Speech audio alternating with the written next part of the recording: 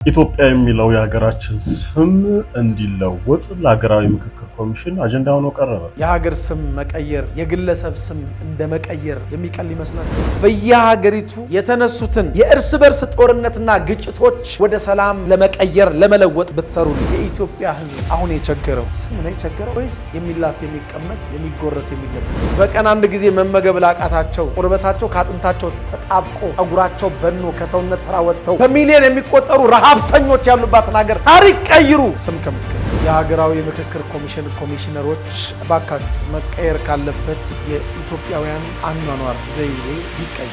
ከኢትዮጵያ ስም የተሻለ ስምስ አላችሁ? የሚቀይሩትንም ስም ማን ብለው ሊቀይሩት እንዳሰቡ ቢነግሩን ጥሩ ነበር። ስንት ብር ትፈልጋለህ? እኔ ብዙ ቢሊዮኖች ቢመጡልኝ ደስ ይለኛል። አሁን ቢሊዮን ሳይሆን የምትፈልገው ብር ንገር።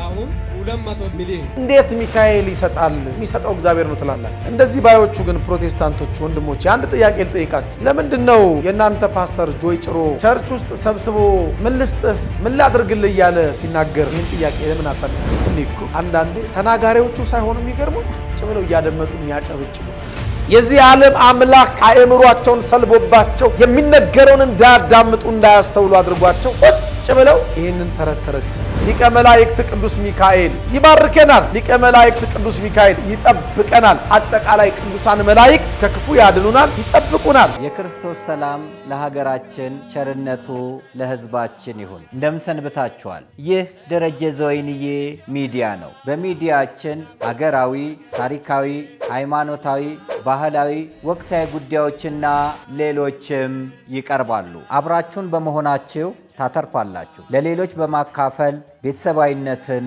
ያጠናክሩ። መልካም ቆይታ ይሁንላችሁ። ሐዘናችን ጥልቅ ነው። ኑ ስለ ገጠሪቱ ቤተክርስቲያን እንምከር። አንቺ የገጠሪቱ ቤተክርስቲያን ታሳስብሻለች? አንተ ስለ ገጠሪቷ ቤተክርስቲያን መከራ ግድ ይልሃል? እንግዲያውስ ኑ እንመካከር። ጅማ መረዋ አቡነ ተክለ ሃይማኖት ገዳም። የቤተ ክርስቲያንን መከራ መቀነስ የምንችለው ገዳማትና አብነት ትምህርት ቤት ላይ አጥብቀን ስንሰራ ነው። ጅማ መረዋ አቡነ ተክለ ሃይማኖት ገዳም መናንያን እንደ ስስት የሚያዩት ገዳም ነው። ህንፃ ቤተክርስቲያኑ ተጀምሮ ከቆመ ዓመታት አስቆጠረ። የአብነት ትምህርት ቤቱም ምክክራችንን ይሻል። መነኮሳቱ ደጅ ላይ ናቸው። መቅደሱን ጨርሱልንና ቀድሰን እናቅርብ ብለው እየተማጸኑ ናቸው። እኛም ሰኔ 14 ከቀኑ 7 ሰዓት ጀምሮ ቅድስት ሥላሴ ዩኒቨርሲቲ 4ኛው ፎቅ በሚገኘው አዳራሽ ከጓደኞቻችን ጋር ልንመክር ቀጠሮ ይዘናል።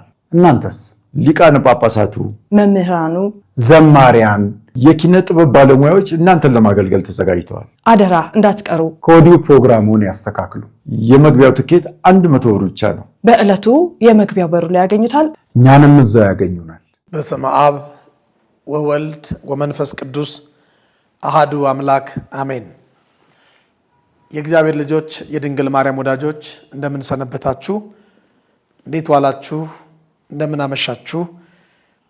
በመላው ዓለምና በሀገራችን በኢትዮጵያ የምትገኙ ኦርቶዶክሳውያን በሙሉ ሰላም እግዚአብሔር ከሁላችሁ ጋር ይሁን። እግዚአብሔር አምላካችን የምንነጋገርበትን የመጽሐፍ ሚስጥር ለኔም ለእናንተም ይግለጥልን። የሚሰበከውን ቃል እግዚአብሔር በልቦናችን ሰሌዳ ላይ ይጻፍልን። አሜን። ዛሬ እንደተለመደው በሁለት አበይት ወይም አንኳር ርዕሶች በጣም ለጥቂት ደቂቃዎች እንነጋገራለን። የመጀመሪያው በመላው ዓለም በሚገኙ በኢትዮጵያ ኦርቶዶክሳዊ ተዋሕዶ ቤተክርስቲያን በነገው ዕለት ስለሚከበረው ስለ ሰኔ ሚካኤል ትንሽ እንነጋገራለን። ማለት ዕለቱ የቅዱስ ሚካኤል ዓመታዊ መታሰቢያ በዓል ነው። ነገር ግን አጠቃላይ ስለ ቅዱስ ሚካኤልና ስለ ቅዱሳን መላእክት የመጽሐፍ ቅዱስ ጥቅሶች እየጠቀስን እኛ ኦርቶዶክሳውያን የምናከብረው በዓል ወይም መንፈሳዊ በዓላት መጽሐፍ ቅዱሳውያን ናቸው ወይስ አይደሉም? በመላእክት ዙሪያ ቤተክርስቲያን የምታስተምረው አስተምህሮ ከመጽሐፍ ቅዱስ ውጭ የወጣ ነው ወይስ አይደለም የሚለውን በጣም ባጭሩ እንመለከታለን። ለምን ገና ቀኑ ሳይደርስ አንድ ቀን ሲቀረው እንግዲህ ነገ ደግሞ በመላው ሀገሪቷ ቅዱስ ሚካኤል ብለው በንጉሱ በኢየሱስ ክርስቶስ ፋንታ መልአኩን ሊያነግሱት ነው ብለው አንዳንድ ቲክቶከሮች ማይገባ ነገር ሲናገሩ ስለሰማናቸው እኛ ንግስ የምንለው የኢየሱስ ክርስቶስን የባህሪ ንግስና ቀምተን በኢየሱስ ክርስቶስ የንግስና ዙፋን ፋንታ ወይም በኢየሱስ ክርስቶስ የንግስና መቀመጫ ላይ መላእክትን ማስቀመጥ ፈልገን አይደለም። ይሄንን እንግዲህ በሚኖረን ጊዜ የምንመለከተው ነገር ይሆናል። ሁለተኛው የሀገራችን የኢትዮጵያ ስም እንግዲህ ይቀየር ተብሎ ለሀገራዊ ምክክር ኮሚሽን ሐሳብ ቀርቧል። እንግዲህ ይሄንን በተመለከተ ትንሽ ነገር ለመናገር ወድጄ ነው። እንግዲህ የሚናገረው በሙሉ የሚጠቅም ሐሳብ እንዲሆንልን የምንናገረውን ቃል በሙሉ በሰሚዎቹ ጆሮና በእዝነ ልቦናቸው ላይ እግዚአብሔር መንፈስ ቅዱስ ያትምልን። አሜን ብያለሁ። እኔ ጀመር መላእክት ከስማቸው እንነሳ። መልአክ መልእክተኛ፣ መላእክት መልእክተኞች ማለት ነው። አንድም መልአክ ማለት አለቃ ማለት ነው። መልአክ ማለት መልእክተኛ፣ መልአክ ማለት አለቃ ማለት ነው። መልእክተኛ የሚለው ከእግዚአብሔር ወደ ሰው ከሰው ወደ እግዚአብሔር የሚላኩ ማለት ነው። አንደኛውን ይቀበላሉ በውጭ ያሉት ተጠራጣሪዎች፣ አንደኛውን አይቀበሉም። ከእግዚአብሔር ወደ ሰው ይላካሉ የሚለውን ይቀበላሉ፣ ከሰው ደግሞ ወደ እግዚአብሔር የሚለውን አይቀበሉም። እኛ ግን መላእክት መልእክተኞች ናቸው ስንል ከሰው መልእክት ይዘው ወደ እግዚአብሔር፣ ከእግዚአብሔር ደግሞ መልእክት ይዘው ወደ ሰው ይላካሉ። የእግዚአብሔርን ምሕረት ለሰው፣ የሰውን ልመና ጥያቄ ደግሞ ለእግዚአብሔር ያደርሳሉ እንላለን። ይህንን መጽሐፍ ቅዱሳዊ ማስረጃ እንደው ጠቅሰን ብንናገር አሳማኝ ይሆናል። እንግዲህ ከእግዚአብሔር ወደ ሰው ይላካሉ በሚለው ዙሪያ ላይ ምንም ክርክር ስለሌለ በትንቢተ ዘካርያስ ምዕራፍ 1 ቁጥር 12 ላይ የእግዚአብሔር መልአክ የሰዎችን ልመና ጩኸት ወደ እግዚአብሔር ሲያደርስ እንመለከታለን። ትንቢተ ዘካርያስ ምዕራፍ 1 ቁጥር 12 ላይ ቃሉን ማንበብ እንችላለን። እንዲህ ይላል። እግዚአብሔር አምላካችን እስራኤላውያንን በበደላቸውና በኃጢአታቸው ምክንያት 70 ዓመት ሙሉ ተቆጥቷቸው ባቢሎን ወርደው በግዞት በእስር ላይ ነበሩ።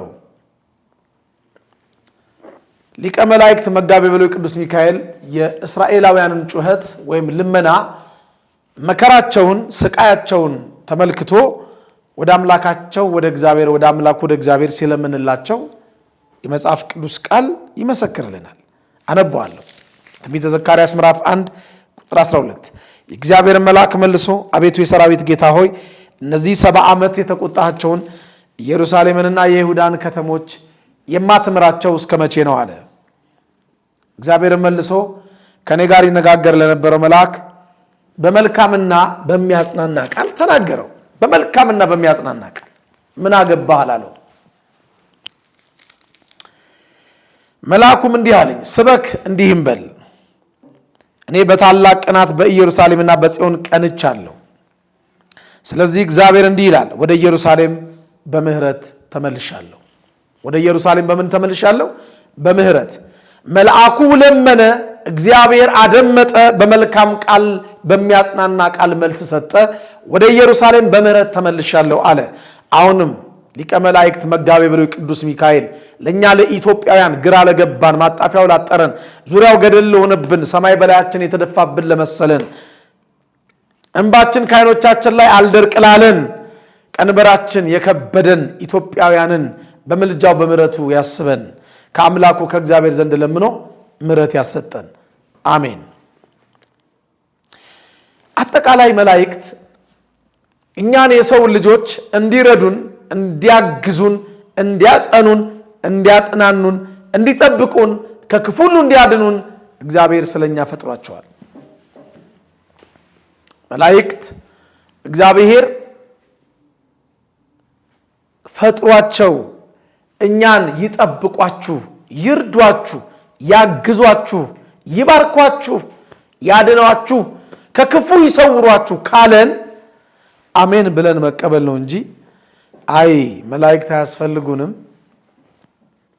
ምናልባት ለመላእክት የሚደረገውም ክብር ያን ያህል መጽሐፍ ቅዱሳዊ አይደለም። ዝክራቸውን ወይም መታሰቢያቸውን ማድረግ አይገባም ማለት ከመጽሐፍ ቅዱስ ውጪ መውጣት ነው እንጂ መጽሐፍ ቅዱሳዊ መሆን አይደለም።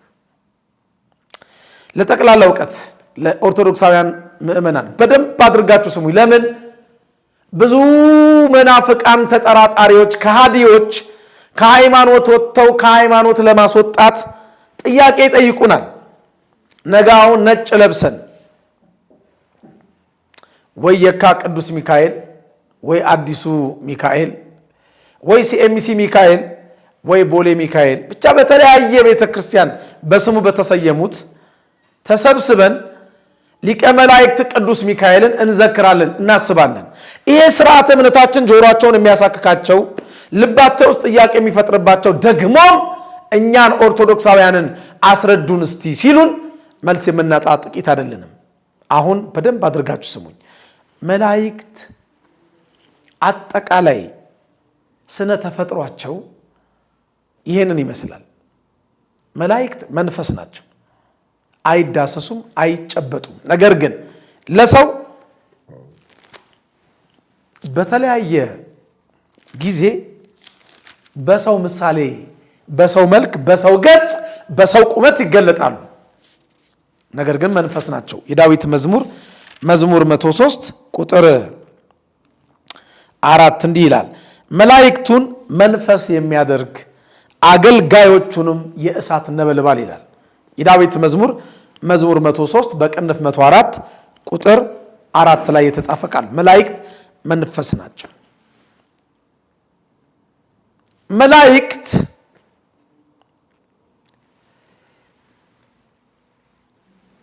ያለ እረፍት ምግባቸው ምስጋናቸው ምግባቸው ሆኖላቸው እግዚአብሔርን ቅዱስ ቅዱስ ቅዱስ እያሉ ያመሰግኑታል። ያለ እረፍት አዲስ ቅኔ እየተቀኙ ያመሰግኑታል። ይህንን በዮሐንስ ራእይ ላይ ቅዱስ ዮሐንስ በደንብ አድርጎ ጽፎልናል። የዮሐንስ ራእይ ምዕራፍ 4 ቁጥር 8 ጀምሮ ተመልከቱት። ቅዱስ ቅዱስ ቅዱስ የነበረውና የሚመጣው ሁሉንም የሚገዛ ጌታ አምላክ እያሉ ቀንና ሌሊት አያርፉም ይላል። አያርፉም። ምግባቸው ምስጋናቸው ነው፣ ምስጋናቸው ምግባቸው ነው። ሲያመሰግኑት ያርፋሉ፣ ሲያርፉም ያመሰግኑታል። አዲስ ቅኔ እየተቀኙ ይዘምራሉ። እዛው ራእይ ምዕራፍ 5 ቁጥር 11 ላይ መመልከት ይቻላል። መላእክት እኛን የሰው ልጆች እንዲረዱን፣ እንዲያግዙን፣ እንዲጠብቁን፣ እንዲባርኩን፣ እንዲያጸኑን፣ እንዲያጽናኑን ተፈጥረውልናል ስንል የማይቀበል አንዳንድ ሰው አለ። የሚጠብቀኝ እግዚአብሔር ነው። አዎ እግዚአብሔር ነው። የሚረዳኝ እግዚአብሔር ነው። አዎ እግዚአብሔር ነው። የሚያጸናኝ እግዚአብሔር ነው። አዎ እግዚአብሔር ነው። እግዚአብሔር ግን መልአኩን ልኮ ነው የሚያስጠብቅ። በመልአኩ ነው የሚያስጠብቅ። አንተ ቬሪ ቬሪ ኢምፖርታንት ፐርሰኑ ነህና፣ በጣም በጣም አስፈላጊው ልጁ ነህና በመላእክት ያስጠብቅሃል። እስቲ ይጠብቁናል መላእክት ከክፉ ያድኑናል ስንል መጽሐፍ ቅዱሳዊ ጥቅስ እንጥቀስ።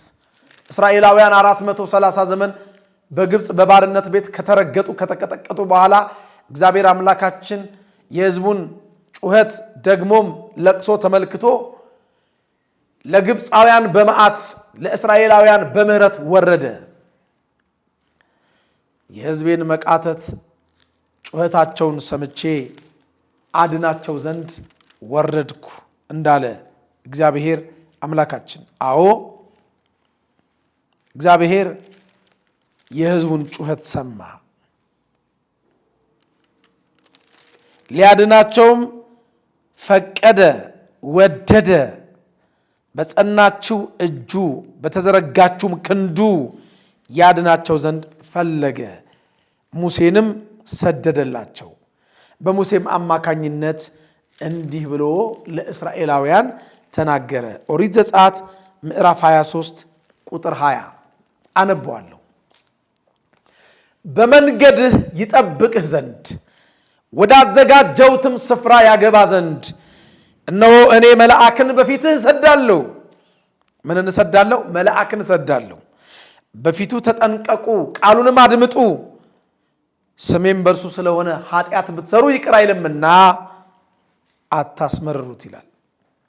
በመንገዳችን እንዲጠብቁን መላእክትን የፈጠረልን፣ መላእክትን ያዘዘልን፣ መላእክትን የሚሰድልን የሰደደልን እግዚአብሔር ነው።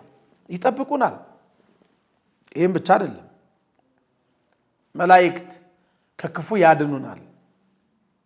ከክፉ ያድኑናል። እዛው ኦሪት ላይ ነው አሁንም እማነብላችሁ።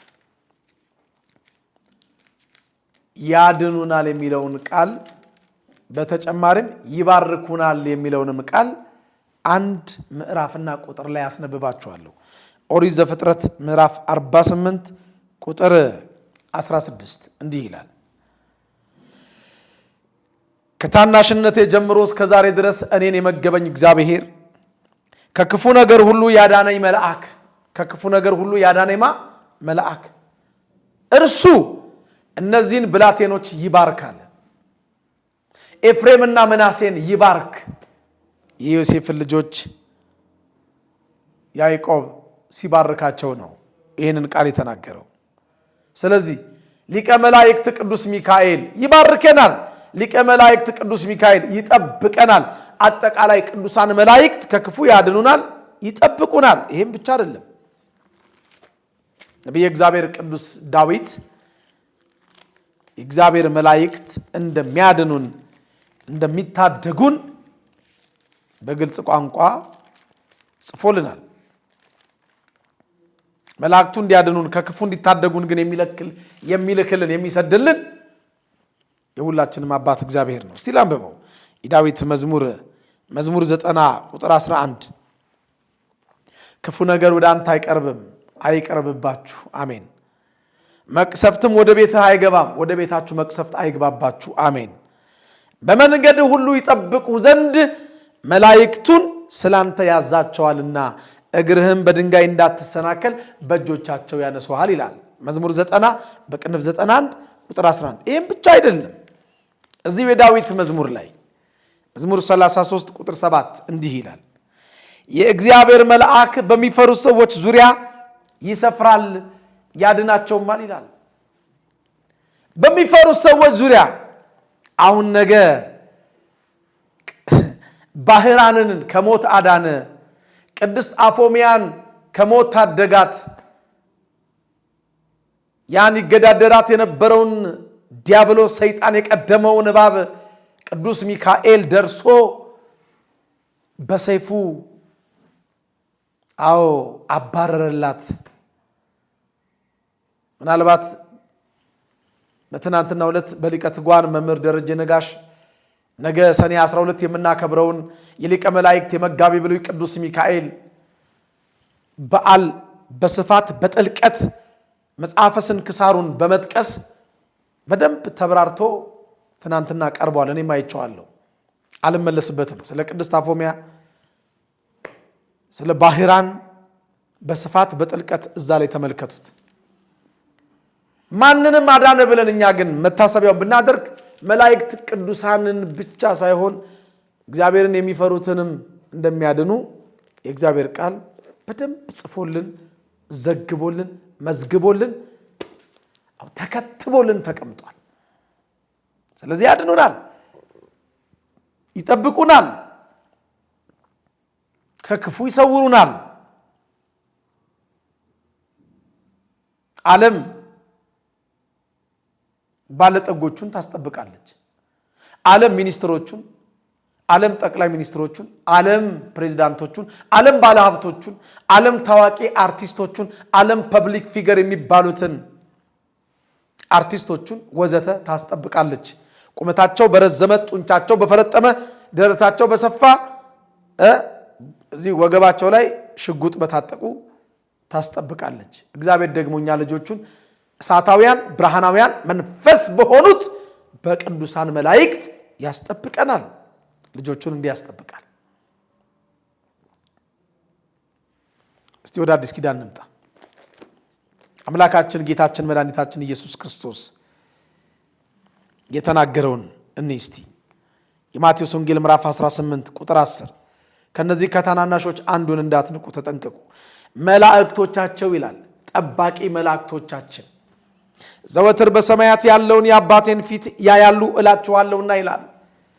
ቅዱሳን መላእክት እያንዳንዳችንን በዓለም ላይ ካለው አሁን 8 ቢሊዮን የሚጠጋ ሰው እያንዳንዱን ሰው እግዚአብሔር የሚጠብቅ መልአክ አዞ ያስጠብቀዋል። አማኝ ይሁን ኢአማኒ ይሁን ፓጋን ይሁን ምንም ይሁን ስለፈጠረው ያስጠብቀዋል። እግዚአብሔር ፈጣሪ ነው፣ የሁሉ አስገኝ ነው። ፈጣሪ ስለሆነ እንደ ፈጣሪነቱ ለሁሉም እኩል ፀሐይ ያወጣል፣ ለሁሉም የሚያስፈልገውን ዝናብ ይሰጣል። ሁሉንም ልጄ ይላል፣ ሁሉንም ያስጠብቃል ፈጣሪ ስለሆነ። እግዚአብሔር አባት ነው። ላመኑበት አባትነቱን መንግስቱን ብቻ ያወርሳል። ላመኑበት ቅድም ሁሉንም ልጄ ይላል ስላችሁ፣ አዎ ፈጣሪ ነውና እንደ ፈጣሪነቱ ሁሉም የሱ ፍጥረት ነው፣ የሱ ልጅ ነው። ሁሉም ያመነውም ያላመነው። እግዚአብሔር ፈጣሪ ብቻ ግን ሳይሆን እግዚአብሔር አባትም ነው። አዎ ወራሽ ደግሞ የሚሆነው የአባቱን ንብረት የአባቱን ሀብት የሚወርሰው ልጅ ብቻ ነው። ከአባት አብራክ የተከፈለ ልጅ ብቻ ነው። ከአብራከ መንፈስ ቅዱስ ከማኅፀነ ዮርዳኖስ ዳግም በጥምቀት ተወልደን እግዚአብሔርን በልጅነት ክብር አይተን በሥጋው ደሙ ማኅተም ታትመን አባት የምንልበትን የልጅነት መንፈስ ለተቀበልነው ብቻ ግን መንግስቱን ያወርሳል። በሰማያዊ ጉዳይ ግን ወራሽ ልጅ ብቻ ነው። ልጅ ደግሞ ለመሆን ማመንና መጠመቅ አለበት። እግዚአብሔር ዳኛ ነው። ፈጣሪ አባት ብቻ አይደለም፣ ዳኛም ነው። በዚህ ምድር ላይ ለፍቶ ጥሮ ግሮ ወጥቶ ወርዶ ላቡን አፍሶ ወዙን አንጠፍጥፎ ምድራዊውን ነገር ለማግኘት ለሚተጋ ሰው ዳኛ ነው። ይባርከዋል። ዳኛ ነው። የላቡን ይሰጠዋል። ዳኛ ነው። ፈታሄ በጽድቅ ኮናኔ በርት ነው። እውነተኛ ዳኛ ነው እግዚአብሔር። ስለዚህ ለእያንዳንዳችን ላመነውም ላላመነውም እግዚአብሔር አምላካችን ሁለት ጠባቂ መላእክት አዞ ያስጠብቀናል። ከክፉ መናፍስት ከዲያብሎስ ከአጋንንት ያስጠብቀናል፣ ይረዳናል። የእግዚአብሔር መልአክ ይረዳናል። የሚረዳኝ ሚካኤል መጣ ይል ነበረ ነቢየ እግዚአብሔር ቅዱስ ዳንኤል። ትንቢተ ዳንኤል ምዕራፍ 10 ቁጥር 13 የፋርስ መንግስት አለቃ ግን 21 ቀን ተቋቋመኝ፣ እነሆም ከዋነኞቹ አለቆች አንዱ ሚካኤል ሊረዳ ይመጣ ይላል። ሚካኤል ሊረዳ ይመጣ። እኛንም ነገ የምናከብረው ሊቀ መላእክት ቅዱስ ሚካኤል በስጋዩም በመንፈሳዊም ሩጫችን ይርዳን፣ አሜን። እዛው ዳንኤል 10 ቁጥር 21 ላይም ከአለቃችሁ ከሚካኤል በቀር የሚያጸናኝ ማንም የለም ይላል። አዎ ሚካኤል ያጸናል፣ ያጽናናል። በተለይ በዚህ በመጨረሻው ዘመን ዋዜማ ሃይማኖት በሚጠፋበት ሰዎች በምድር ላይ ራሳቸውን በሚወዱበት ክፉ መናፍስት በሚንሰራፉበት በዚህ ክፉ ዘመን ሊቀ መላእክት መጋቤ ብሉይ ቅዱስ ሚካኤል ስለ ሕዝቡ ልጆች እንደሚቆም የእግዚአብሔር ቃል ይነግረናል። ትንቢተ ዳንኤል ምዕራፍ 12 ቁጥር 1 ላይ እንዲህ ይላል፣ በዚያም ዘመን ስለ ሕዝብህ ልጆች የሚቆመው ታላቁ አለቃ ሚካኤል ይነሳል ይላል። ሚካኤል ይነሳል። አዎ አንድም በዕለተ ምጽአት የጌታ የኢየሱስ ክርስቶስ መምጣት በቀረበበት ዕለት ቅዱስ ሚካኤል ስለ ሕዝቡ ልጆች፣ ስለ እግዚአብሔር ሕዝብ፣ ስለ እግዚአብሔር ወገን፣ ስለ ክርስቲያኖች ይቆማል። አሁንም ይቆምልን፣ አሜን። እንግዲህ መልአኩ ቅዱስ ሚካኤል ነገ ተአምራት ያደረገላቸው ስሙን ጠርተው ተማጽነው ካምላኩ ከእግዚአብሔር አማልዶ የልቦናቸውን መሻት የፈጸመላቸው ሰዎች ምስክርነት ይሰጣሉ። ልጅ አጥቼ ነበረ ሊቀ መላእክቱን መጥቼ ደጅ ጠናው ልጅ ሰጠኝ ብለው ይመሰክራሉ። ያኔ ጆሮን የሚያሳክከው አይኑን የሚያሽብን አፉን የሚያዛጋብን ጸጉሩን የሚያሳክክብን ብዙ ትውልድ አለ። እንዴት ሚካኤል ይሰጣል ይላል። ቅዱስ ሚካኤል እንዲህ ያደረገልን ተብሎ ሲመሰከር ብዙዎች አይዋጥላቸው። ወይም አንዳንድ ጊዜ ካያችሁ መንገድ ላይ በተለይ አዲስ አበባ ከተማ ውስጥ የሚኒባስ ታክሲ ጀርባዎች ላይ ያንዳንድ መኪናው ጀርባ መስታወት ላይ የሚካኤል ስጦታ፣ የገብርኤል ስጦታ፣ የኪዳነ ምሕረት ስጦታ፣ የቅዱስ ኡራኤል ስጦታ የሚል ጽሑፍ ታነባላችሁ። ያኔ እንዴት ሚካኤል ይሰጣል? የሚሰጠው እግዚአብሔር ነው ትላላችሁ። እንደዚህ ባዮቹ ግን ፕሮቴስታንቶች ወንድሞች አንድ ጥያቄ ልጠይቃችሁ። ለምንድን ነው የእናንተ ፓስተር ጆይ ጭሮ ቸርች ውስጥ ሰብስቦ ምን ልስጥህ ምን ላድርግልህ እያለ ሲናገር ይህን ጥያቄ ለምን አታነሱለትም? እስቲ ለትዝብት እንዲሆነን አንድ ቪዲዮ ልጋብዛችሁ። በተለይ ጆይ ጭሮ የሚባል አንድ ሰው የሚናገረውን ነገር አድመጠን እንምጣ። በቢሊየን የሚቆጠር እንደውም ኧረ 50 ሚሊዮን አርግልኝ ነው የሚለውና 50 ሚሊዮን ላርግልህ ምናምን ይለዋልና እስቲ እሱን ነገር አዳምጣችሁ ነው። ስንት ብር ትፈልጋለህ? እኔ ብዙ ቢሊዮኖች ቢመጡልኝ ደስ ይለኛል። አሁን ቢሊየን ሳይሆን የምትፈልገው ብር ንገር። እኔ አሁን 200 ሚሊዮን። ምን አልክ? እኔ ብዙ ብር እፈልጋለሁ። እግዚአብሔር ሰው እኔ ብዙ ሰዎችን መርዳት እፈልጋለሁ። አይኖ አሁን አንተ ብር የለም? አዎ ምንም የለኝም። አሁን ደሃ ነህ። አዎ ምንም የለኝም። ከዚህ ድህነት የማያስወጣ ብር አሁን ንገር፣ ቃል አውጣ። በቃ 50 ሚሊዮን ይሁን ለጊዜው።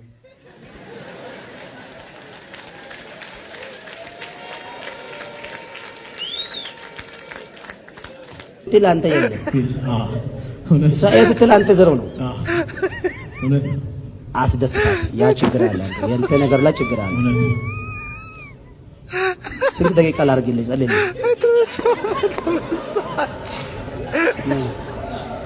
ቤታችን ውስጥ ያለው ችግር ማን ነው የሚያውቀው? ዛሬ መፈወስ ትፈልጋለህ? ስለዚህ አሁን በፍቃድ ጠይቅ። ስንት ደቂቃ ልጨምርልህ?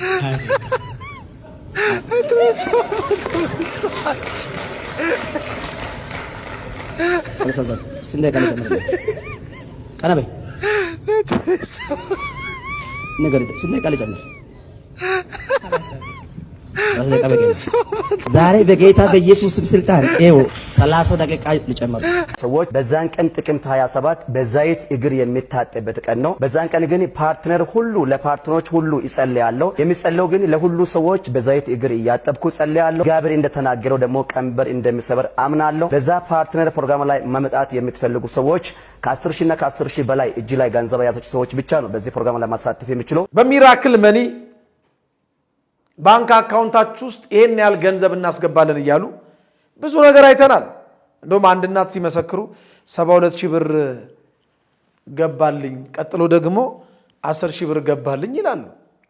ሳይሰሩ ሳይለፉ ሳይደክሙ ሳይወጡ ሳይወርዱ ላብ ሳያፈሱ ወዝ ሳያንጠፈጥፉ ሳይደክሙ እንዲሁ ቁጭ ብለው በሚራክል መኒ በአስገራሚ ድንቅ መንፈሳዊ ተአምራት ገንዘብ ወደ አካውንታቸው እንዲገባ እናደርጋለን የሚሉ አሉ። አረ እንደውም ዘይት ቀብተን እንጸልይላችሁ ለዘይት 10 ሺህ ብር እያሉም ይቀበሉም አሉ። ዘይት ቀብተው ሊጸልዩላቸው። ታዲያ ጆይ ጭሮ ማድረግ ከቻለ ቅዱስ ሚካኤል ማድረግ አይችልም? አይችልም? ፓስተር ገሌ ምን ላድርግልህ ብሎ ማድረግ ከቻለ ሊቀ መላእክት ቅዱስ ሚካኤል ከአምላኩ ከእግዚአብሔር አማልዶ ማድረግ አይችልም? አይችልም? ይችላል። እንኳን ቅዱስ ሚካኤል ሊቀ መላእክት ይቅርና መጽሐፍ ቅዱስ ላይ እኮ ኤልያስ ለኤልሳ ካንተ ሳልወሰድ አደርግልህ ዘንድ የምትሻውን ለምነኝ ነው ያለው። ምን ላድርግልህ ነው ያለው? እግዚአብሔርን ተማምኖ ኤልሳም እንዲህ አለው፣ ያንተ መንፈስ በእኔ ላይ 2 እጥፍ ሆኖ ይፍሰስ አለው። አስቸጋሪ ነገር ለምንሃል አለው ኤልያስ። ነገር ግን ካንተ ስወሰድ ካየኸኝ ይሆንልሃል አለው። እስቲ ላንብብላችሁ። 2ኛ ነገሥት ወይም መጽሐፈ ነገሥት ካልዕ ምዕራፍ 2 ቁጥር 9 ጀምሮ ተመልከቱ። ከአንተ ሳልወሰድ አደርግልህ ዘንድ የምትሻውን ለምን አለው። ለመነው። በአንተ ላይ ያደረው የእግዚአብሔር መንፈስ በእኔ ላይ 2 እጥፍ ሆኖ ይፍሰስ አለ። ለመነ። እያዘገሙ ሲጫወቱ ነው የእሳት ሰረገሎችና የእሳት ፈረሶች ከሁለት ገብተው መካከል ከፈሏቸው። ኤልያስም በአውሎ ነፋስ ወደ ሰማይ ወጣ። ኤልሳዕም አይቶ አባቴ አባቴ ሆይ አለው። ያኔም መጎናጸፊያውን ጣለለት፣ መጎናጸፊያውንም አነሳ። ያኔ የኤልያስ መንፈስ 2 እጥፍ ሆኖ በኤልሳዕ ላይ አደረ። ይህም ብቻ አይደለም፣ ራሱ ኤልሳዕ ለዛች ታላቅ ለሚላት መንፈሳዊት ሱነማዊት ሴት አደርግልሽ ዘንድ የምትሽው ለምኚኝ ነው ያላት። ምን ላድርግላት ነው ያለው። ሁለተኛ ነገሥት ምዕራፍ 4 ቁጥር 13 ጀምሮ ተመልከቱ። ይህም ብቻ አይደለም፣ እስቲ አዲስ ኪዳን ላይ እንምጣ። በዮሐንስ ወንጌል ምዕራፍ 14 ቁጥር 12 ላይ አምላካችን ጌታችን መድኃኒታችን ኢየሱስ ክርስቶስ ምንድነው ያለው? በእኔ የሚያምን እኔ የማደርገውን ሥራ እርሱ ደግሞ ያደርጋል፣ ከዚህም የሚበልጥ ያደርጋል አለ እኮ። ዮሐንስ 14 ቁጥር 12። አዎ ከዚህም የሚበልጥ ያደርጋል። አይደለም ቅዱሳን መላእክት፣ ቅዱሳን ሰዎች እንኳን እግዚአብሔር በሰጣቸው ጸጋ የልቦናችንን መሻት ሊፈጽሙ የእግዚአብሔር ቃል ላይ ተጽፏል። ይችላሉ። ያው እንደነ ጆይ ጭሮ 50 ቢሊዮን ባይሆንም እኔ እኮ አንዳንዴ ተናጋሪዎቹ ሳይሆኑ የሚገርሙኝ ቁጭ ብለው እያደመጡ የሚያጨበጭቡት ናቸው የሚገርሙኝ። የዚህ ዓለም አምላክ አእምሯቸውን ሰልቦባቸው የሚነገረውን እንዳያዳምጡ እንዳያስተውሉ አድርጓቸው ቁጭ ብለው ይህንን ተረት ተረት ይሰማሉ። ቁጭ ብለው ይሁት የተለያየ ፓስተሮች የሚሉትን ነገር ታዩታላችሁ። ያው እንዳያችሁት የኛ ቅዱስ ሚካኤል ግን ማድረግ ይችላል። በነገራችን ላይ ጸሎት የሚያደርገው እኮ በመላእክት እጅ ነው። ታውቃላችሁ? ግን እንግዲህ ቅዱስ ዮሐንስ በራእዩ ሲጽፍ እንዲህ ነበር ያለው። እስቲ ላንብበው። የዮሐንስ ራእይ ምዕራፍ 8 ቁጥር 3 ጀምሮ ሌላም መልአክ መጣና የወርቅ ጥና ይዞ በመሠዊያው አጠገብ ቆመ። በዙፋኑም ፊት ባለው የወርቅ መሠዊያ ላይ ለቅዱሳን ሁሉ ጸሎት እንዲጨምረው ብዙ ዕጣን ተሰጠው። የዕጣኑም ጢስ ከቅዱሳኑ ጸሎት ጋር በመልአኩ እጅ በእግዚአብሔር ፊት ወጣ ይላል። ከመልአኩ እጅ በእግዚአብሔር ፊት ወጣ። አረ ሌላውን ተውት። ስጋችን ከነፍሳችን ሲለይ እኮ ነፍሳችንን እኮ ወደ ሲኦልም ወደ ገነትም እኮ የሚወስዱት መላእክት ናቸው። ስለ መላእክት ብዙ ለመናገር ፈልጋለሁ፣ ጊዜ የለኝም። ብዙ እንዳልተረክ ጊዜ ያጥርብኛል። ቅዱስ ሚካኤል ማድረግ ይችላል። ከእግዚአብሔር በተሰጠው ጸጋ፣ ከእግዚአብሔር በተሰጠው ስልጣን። የተሰጠውን ስልጣንና ጸጋ ደግሞ ለማወቅ የዮሐንስ ራእይ ምዕራፍ 18 ቁጥር 1 ላይ አንድ ቃል ላንብብላችሁ። የዮሐንስ ራእይ ምዕራፍ 18 ቁጥር 1 እንዲህ ይላል። ከዚህ በኋላ ታላቅ ስልጣን ያለው ሌላ መልአክ ሲወርድ አየሁ። ታላቅ ስልጣን ያለው ሌላ መልአክ ከሰማይ ሲወርድ አየሁ። ከክብሩም የተነሳ ምድር በራች ይላል። ከክብሩ የተነሳ ምን በራች? ምድር በራች። ምናልባት እኛ ነገ አሁን ወይ ሻማ ነው ወይ ጧፍ ነው የምናበራው ለሊቀ መላእክት ለቅዱስ ሚካኤል ክብር። ከዚህ የዘለለ ነገር አናበራም። ስለታችንን ስለሰማን በገባነው ብጻት መሰረት ሻማ ነው የምናበራው ወይ ጧፍ ነው የምናበራው። እግዚአብሔር ግን ለመልአኩ የሰጠው ክብር ምድርን ሁሉ የሚያበራ ክብር ነው የሰጠው። ከመልአኩ ክብር የተነሳ ምድር በራች ነው የሚለው። ይህን ቃል አንቀደው አንሰርዘው። ቃሉ የእግዚአብሔር ነው። ቃሉ ደግሞ የታመነ ነው። ቃሉ ደግሞ ሁሉ ሊሰሙትና ሊያምኑት ሊቀበሉት የተገባ ነው። የእግዚአብሔር ቃል ነው። ስለዚህ መላእክት ስልጣን አላቸው። የኛ ቅዱስ ሚካኤል መስጠት ይችላል። ከእግዚአብሔር ስልጣን ተቀብሏልና ማድረግ ይችላል። እግዚአብሔር አምላካችን እግዚአብሔር ለመላእክት የሰጠውን ስልጣን እሱ በቸርነቱ ብዛት ይግለጥልን። መላእክት ላይ አፋችንን እንዳናላቅ እግዚአብሔር ይጠብቀን።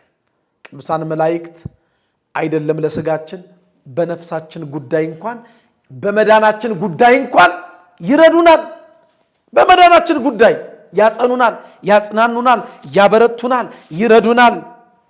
እንዴ ቅዱስ ቃሉ እኮ ነው የሚለው በስጋዊ ነገር ተዉት፣ ለነፍሳችን እንኳን ይረዱናል። እንዴ ለዚህ እኮ ነው እኛ ግን ነፍሳቸውን ሊያድኑ ከሚያምኑት ነን እንጂ ወደ ጥፋት ከሚያፈገፍጉት አይደለንም ይላል ዕብራውያን 10 ቁጥር 39 ላይ።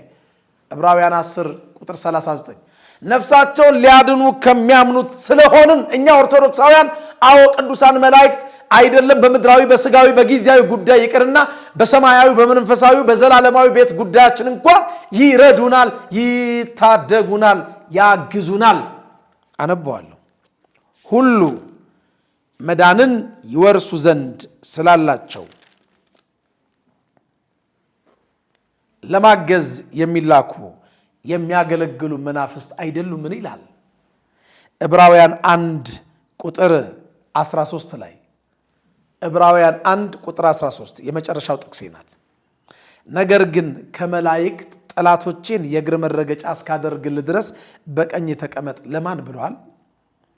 ሁሉ መዳንን ይወርሱ ዘንድ ለማገዝ። በደንብ አስተውሉ። ሁሉ መዳንን ይወርሱ ዘንድ ስላላቸው ለማገዝ ለመርዳት የሚላኩ የሚያገለግሉ መናፍስት አይደሉምን? ማ ቅዱሳን መላእክት በነፍሳችን ጉዳይ እንኳን ለመዳናችን የሚያግዙን የሚላኩ ቅዱሳን መናፍስት ናቸው። ቅዱሳን መላእክት። የቅዱስ ሚካኤል በረከት ረድኤት በሁላችን ላይ ይደርብን። ሌላው ዛሬ እንግዲህ ሁለተኛው አንኳር ሐሳቤ የኢትዮጵያ ስም ይቀየር የሚል ሐሳብ ለሀገራዊ ምክክር ኮሚሽን ቀረበ። ይሄ ሐሳብ የኢትዮጵያ ስም ይቀየር። እንግዲህ የሚቀይሩትንም ስም ማን ብለው ሊቀይሩት እንዳሰቡም ቢነግሩን ጥሩ ነበር። አስፈላጊ ነው። የኢትዮጵያ ሕዝብ አሁን የቸገረው ስም ነው የቸገረው ወይስ የሚላስ የሚቀመስ የሚጎረስ የሚለበስ? ትልቅ የጥያቄ ምልክት። እኔ የኢትዮጵያን ስም አመጣጥ አሰያየም ኢትዮጵያ ማለት ምን ማለት እንደሆነ ከኔ በተሻለ ጸጋና አንደበት ሊቀ ትጉሃን መምህር ደረጀ ነጋሽ ቢናገሩት ያምርባቸዋል። በዚህ ምርዝ ዙሪያ ይሰሩበታል ብዬ ተስፋ አደርጋለሁ። እኔ ግን እንዳቅሜ ምናልባት ጎግል እንደሚናገረው ወይም አንዳንድ ሰዎች እንደሚያወሩት ኢትዮጵያ ማለት በርንድ ፌስ ወይም በፀሐይ የተቃጠለ ፊት ነው በሚለው አልስማማም። አዎ ምናልባት ኢትዮጵያ ማለት በግሪክ ቃል በግሪክ ወርድ በርንድ ፌስ ሊሆን ይችላል። ግን ኢትዮጵያ የሚለው ኢትዮጵያ ከሚለው ቃል ጋራ ስለሚመሳሰል ተብሎ ይሄ ትርጉም መሰጠቱ ብዙም አያስማማኝም። እኔ ቢሆንም ምንም ችግር የለብኝም። እኔ ግን እስከማውቀው ደረጃ ድረስ በኖህ የልጅ ልጅ በኩሽ ኩሻውያን ወይም ኩሽ ተብላ አገራችን ትጠራ እንደነበረ እንደገናም በኩሽ የልጅ ልጅ አቢሲኒያ ተብላ ትጠራ እንደነበረ በኖህ ነገድ ልጅ ከሴም ነገድ በሚወለደው ኢትዮጲስ ደግሞ በሚባለው ንጉስ ኢትዮጵያ የሚለውን ስሟን ይዛ እስከዛሬ እንደቆየች ትንሽ ተመሪያለሁ። ትንሽ ይሄን ታሪክ አውቃለሁ። ብዙም የታሪክ ሰው አይደለም። ግን ትልቁ እኔ መናገር የምፈልገው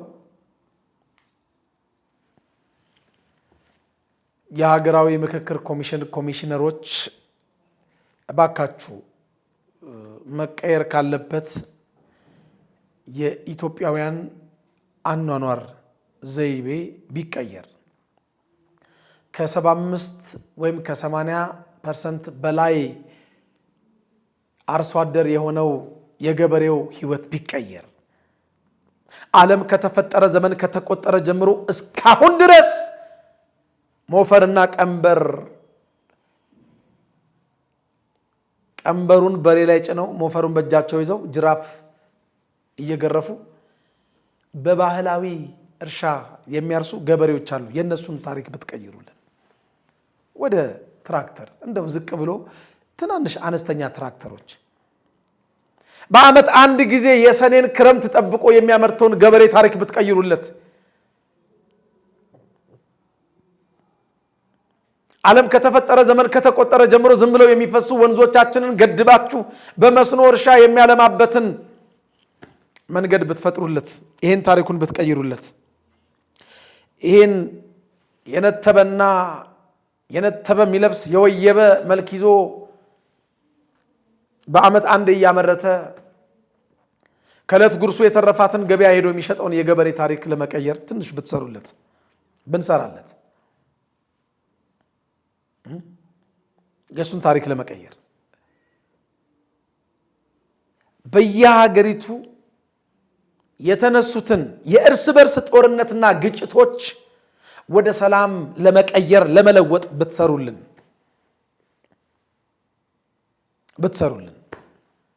እና እኛም ብናግዛችሁ አቅማችን በፈቀደው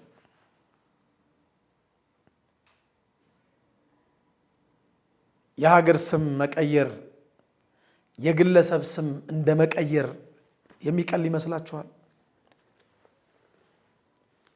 ምናልባት ቢታሰብበት በደንብ ቢታሰብበት ይሄን መረጃ ከአንድም ሁለት ሰዎች እንግዲህ ማህበራዊ ድረገጽ ላይ ሲያደርሱት አይተናል።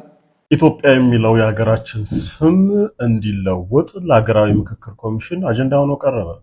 ጠበቃና የህግ አማካሪ አያሌው ቢታነኝ እቺ ሀገር መከራዋ ብዙ ነው።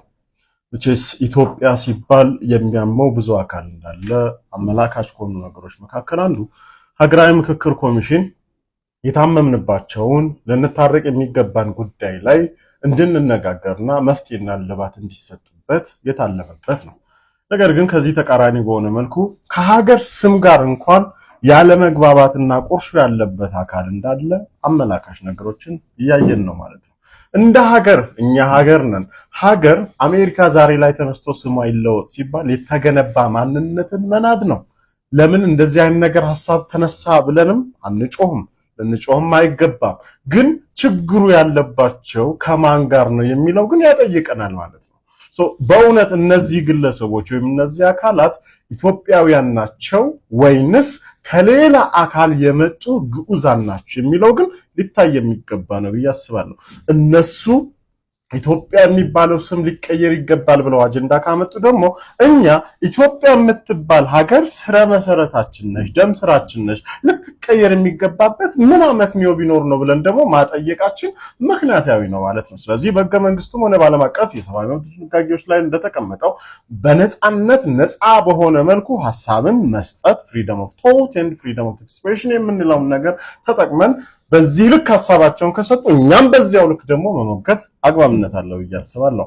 ኢትዮጵያ የሚለው ስም ከጥንት ጀምሮ ከኦሪት ዘመን ጀምሮ የመጣ ሲዋረድ የመጣ በብዙ መልኩ ታሪክና ዳራ ያለው ነው ማለት ነው። ስለዚህ እስቲ እናንተ በእውነት ይህ ኢትዮጵያ የሚለው ስም ሊቀየር ይገባል ብላችሁ ታስባላችሁ? ከኢትዮጵያ ስም የተሻለ ስምስ አላችሁ? የኢትዮጵያ ስም እንዲቀየር መጠየቁ ተሰማ። የኢትዮጵያ ስም ይቀየር የሚል ጥያቄ ቀርቦልናል ሲል የምክክር ኮሚሽን አስታወቀ። በዚህም ታዲያ ጉዳዩ በበርካቶች ዘንድ ያነጋገረ እንዲሁም ደግሞ በርካቶችን ያስቆጣ ጉዳይ ሆኗል። ከኢትዮጵያ ውጭ ከሚገኙ ኢትዮጵያውያን እንዲሁም ደግሞ ትውልደ ኢትዮጵያውያን አጀንዳዎች ማሰባሰብ የጀመረው የኢትዮጵያ ሀገራዊ ምክክር ኮሚሽን የኢትዮጵያ ስም ይቀየር የሚል ጥያቄ ቀርቦልኛል ማለቱ በርካቶችን አነጋግሯል። ይህንንም ለሉዓላዊ ሚዲያ የተናገሩት ኮሚሽኑ ካሉት 11 ኮሚሽነሮች ውስጥም አንዱ የሆኑት ዶክተር ዮናስ አዳዬ ናቸው። ለህዝቡ የከበደ የቸገረ ብዙ መቀየር ያለበት ታሪክ አለ እዚህ ሀገር ላይ። እኔ ባልናገረውም ህሊናችሁ የሚያውቅ አእምሯችሁ የሚያስተውለው ህሊናችሁ የሚያገናዝበው ብዙ መቀየር ያለበት ነገር አለ። እሱን ለመቀየር ብንተጋ፣ እሱን ለመቀየር ብንሰራ፣ እሱን ለመቀየር የምንተጋው ትጋት ውጤት ስላለው ማለት ነው። ውጤት ስላለው ብዙ ውጤት የሌለው ነገር ላይ በእልህ ተነሳስተን አንዳንድ ሰዎች በመሰለኝና በደሳለኝ የነገሩንን ታሪክ ሰምተን በእኛ ጊዜ ይህንን ነገር ብንቀይር ብለን ትርጉም ለሌለው ነገር ከምንዳክር ከምንለፋ ከምንተጋ ላባችን ከሚፈስ ጊዜ ከምናባክን ትርጉም ላለው ነገር እንስራ። የሀገራችንን የኢትዮጵያን ልጆች ስደት ለማቆም እንስራ። ዛሬም ልጆቻችን ስደተኞች ናቸው። የዳቦ ቅርጫት የሆነችውን ሀገር እግዚአብሔር ሕዝበ እግዚአብሔር ኢትዮጵያውያን ትተው በእግራቸው ይሰደዳሉ። የሊቢያን በረሃ አቋርጠው የሜዲትራኒያን ባህር የበላቸውን ስደተኞች ኢትዮጵያውያን ቁጥር ቤቱ ይቁጠር። በድንበር ጠባቂዎች የተገደሉትን ሊቢያ በረሃ ላይ አንገታቸውን በሰይፍ የተቀሉትን እስካሁኒቷ ሰዓት ድረስ ታግተው በሊቢያ ኢትዮጵያውያን ወገኖቻችን 1.2 ሚሊዮን ብር እየለመኑ በየማህበራዊ ድረገጽ ላይ እያለቀሱ እንባቸው አልቆ ባካችሁ እርዱን የሚሉትን የነዚህን እንባ ለማበስ የነዚህን ታሪክ ለመቀየር እንስራ። ምን ትርጉም አለው? ቀሚስ ሱሪ ብለን ስም ብንቀይርለት፣ ሱሪን ቀሚስ ብለን ስም ብንቀይርለት፣ ጃኬት ካልሲን ጃኬት ብንለው ምንድነው ትርጉሙ? ቋንቋ መግባቢያ ነው። ሌላ ምንም ጥቅም የለውም። እህል አይሆን ውሃ አይሆን። ውሃ ላጡ ወገኖቻችን የውሃ ጉድጓድ ቆፍሩላቸውና የውሃ ጥማት ታሪካቸውን ቀይሩላቸው። በቀን አንድ ጊዜ መመገብ ላቃታቸው ቁርበታቸው ካጥንታቸው ተጣብቆ ጸጉራቸው በኖ ከሰውነት ተራ ወጥተው በሚሊዮን የሚቆጠሩ ረሃብተኞች ያሉባትን ሀገር ታሪክ ቀይሩ፣ ስም ከምትቀይሩ። እኔ ሲሳይ ሆንኩ ይሳሲ ሆንኩ አበበ ሆንኩ ከበደ ሆንኩ ህይወቴ ላይ የሚያመጣው ለውጥ ምንም የለም። ምናልባት አንዳንድ ግለሰቦች ስማቸው ስነልቦናዊ ተጽዕኖ ስለሚያሳድርባቸው ስማቸው ሊቀይሩ ይችላሉ። እስማማለሁ። የሀገር ስም ግን መቀየር የግለሰብ ስም እንደመቀየር ቀላል አይደለም።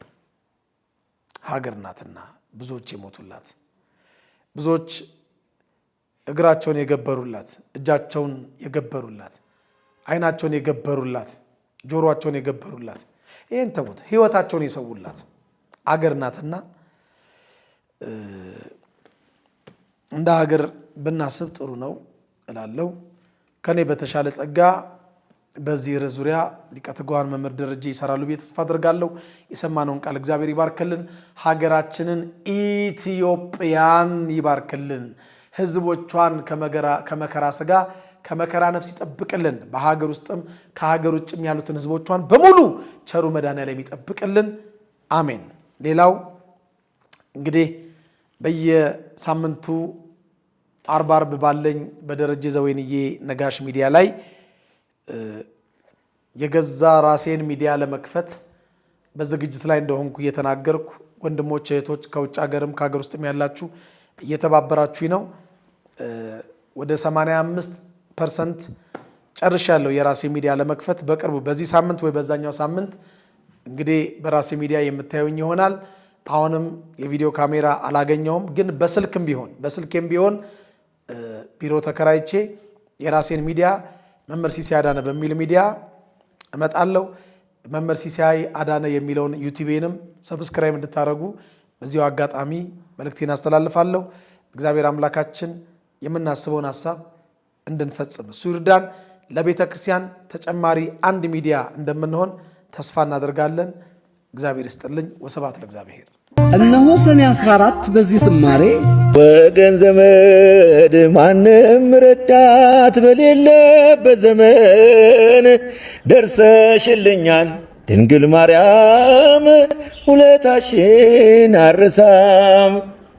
አሁንም ሰኔ 14 በዚህ ዝማሬ በንጹህ ደሙ ያዳነን ከወደቅንበት ያነሳን፣ በንጹህ ደሙ ያዳነን ከወደቅንበት ከጭንቀት ያነሳን ብዙ ነው የእርሱ ውለታ እንዘምራለን ለጌታ። በዚህ ዝማሬ የምናውቀው ወንድማችን ዘማሪ ገብረ አምላክ ደሳለኝ ሰኔ 14 በቅድስት ሥላሴ በዓለ ወልድ አዳራሽ እንግዲህ 5ኛ የዝማሬ ካሴቱን ያስመርቃል። ከቀኑ 7 ሰዓት ጀምሮ ሊቃውንተ ቤተክርስቲያን፣ መምህራነ ወንጌል፣ ዘማሪያን እንዲሁም የተወደዱ ክርስቲያኖች በተገኙበት የወንድማችን የገብረ አምላክ ደሳለኝ 5ኛ የዝማሬ አልበም ይመረቃል። ስለዚህ ሁላችሁም በባለ ወልድ አዳራሽ መገኘታችሁን እንዳትረሱ። ሰኔ 14 ቀን እንግዲህ የዘማሪ ገብረ አምላክ ደሳለኝ ዝማሬ በባለ ወልድ አዳራሽ አልበሙ ይመረቃል ማለት ነው። ሁላችሁም ተጋብዛችኋል። ከቀኑ 7 ሰዓት ጀምሮ እንዳትቀሩ ተጋብዛችኋል ማለት ነው። ጠሪ አክባሪ ነው። ኖ እኛ በትላንትናና በነገ መካከል ያለን ዛሬ ነን። ዛሬ ላይ ሆነን ነገን በበጎ ነገር እንገንባ። ነገ አዲስ ቀን ነው። ቀኑም ደግሞ ደስ ይላል። ደረጀ ዘወይንዬ ሚዲያ ኢትዮጵያዊ ማንነት